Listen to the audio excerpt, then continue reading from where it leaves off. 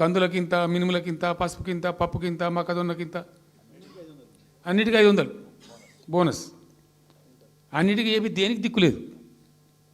పత్తి కొనే దిక్కులేదు, వడ్లు కొనే దిక్కులేదు. ప్రైవేట్గా అమ్ముకుంటారు, దోపిడికి గురి అమ్ముకుంటారు పాపం. ఏడ్చుకుంటూ కన్ననీళ్ళు కుక్కుంటా. చివరికి వస్తే యూరియా సప్లై చేసే తెలివితేటలు లేవానండి. మా గవర్నమెంట్ ఉన్నప్పుడు రైతులు గ్రామాలలో ఒక ఆటో రిక్షాని డబ్బులు ఇచ్చి 10 బస్తాలు తెచ్చి బాబు అంటే తెచ్చి ఎడ పడేసిపోతుండే వాడు పొలం కాడ. ఇవాళ రైతులు రోజుల తరబడి, గంటల తరబడి చెప్పులు పెట్టి, బీఆర్ఎస్ లేకముందు చెప్పుల లైన్లు ఉండే, బీఆర్ఎస్ ఉన్న రోజులు చెప్పుల లైన్లు మాయమైనవి. మళ్ళీ ఇప్పుడు కాంగ్రెస్ రాగానే మళ్ళీ ఇప్పుడు చెప్పుల లైన్లు స్టార్ట్ అయిపోయినాయి వరుస పెట్టి. మళ్ళీ ఇప్పుడు ఏందో యాపో బోపో తెచ్చిండ్రు, అది ఒత్తితే నడచలేదు, పిక్తలేదు. అది ఏ ఎరువు బస్తాకు యాప్ ఎందుకైనా నాకు అర్థం కాదు. ఇంకా ఆ యాప్లో కూడా నాకు పూర్తిగా తెలియలేదు. నేను రాత్రి కూడా చెప్పే ఆ యాప్లో ఏముంటుందట.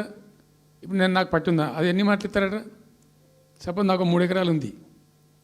3 ఎకరాలు ఉంటే ఎకరానికి 2 బస్తాలు చొప్పున 3 సార్లు ఇస్తారట. అది అంటే 3 సార్లు పోవాలి. ఇక యాడికి పోవాలో నాకే తెలియదు. ముఠమూల యాపే దొరకదు కాలబెట్టి. అది ఏదైనా చదువుకుని పూరాన్ని పెట్టుకొని విని పట్టుకొని తిప్పలు పడదామంటే కూడా ఆ యాప్ ఒత్తితే ఏం కనబడుతుందట. యాప్ ఒత్తితే ఏం కనబడుతుందట. ఏ గోదాంలో ఎరువులు అని చెప్తారట. అంటే ఇలా గజ్వేల్లో చెప్తారు, రేపు సిద్దిపేటలో చెప్తారు, ఎల్లుండి సిరిసిల్లలో చెప్తారు. ఏ గోదాం పోవాలి, ఎటు పోవాలి. ఇంతకన్నా జోక్ ఉంటుందా. రైతులకు మండల కేంద్రంలో ఎరువుల దుకాణం ఉంటుంది, తప్పితే వాళ్ళ తాలూకా కేంద్రంలో ఉంటుంది ఎక్కువ. ఆడ సాగుకారు ఉంటాడు, ఇచ్చేటోడు ఉంటాడు, అప్పిచ్చేటోడు ఉంటాడు. మనం బాగా విస్తరించినామా. నేను ఏమంటున్నానంటే 7,100 కొనుగోలు కేంద్రాలు పెట్టినాం కదా. వాళ్ళ ఊళ్ళో పోయి కొన్నాం కదా. ధాన్యం నెత్తిన పెట్టుకొని వాళ్ళ అంగడికి వచ్చి ఈ మార్కెట్ అప్పుడు తిరుగుడే బంద్ చేసినాం కదా. అసలు రైతు సెంట్రిక్గానే మన పరిపాలన ఉండే కదా కంప్లీట్గా. అని మొత్తం సాప్ పట్టేసిండ్రు. ఇప్పుడు అరాస్ పాటలు వాడి 2 సార్లు రైతు బంద్ కొట్టిండ్రు. పెన్షన్ 4,000 ఇస్తామని 2 నెలల పెన్షన్ కొట్టిండ్రు. చాలా భయంకరమైనటువంటి పరిస్థితి తీసుకొచ్చిండ్రు రాష్ట్రంలో. ఇంత దిక్కుమాలిన కథ. నిరుద్యోగ భృతి ఇస్తాము, ఇవాళ మొక్కాల ఎన్ని అసలు హామీలు. నిరుద్యోగ భృతి ఇస్తాము, తోక ఇస్తాము, నోటిఫికేషన్లు ఇస్తాము, జాబ్ క్యాలెండర్లు ఇస్తాము, విద్యా భరోసా కార్డు. ఇక వాడు చూసేవాడు అడ్డం పడి ఆయన ఓటేసారు జనం.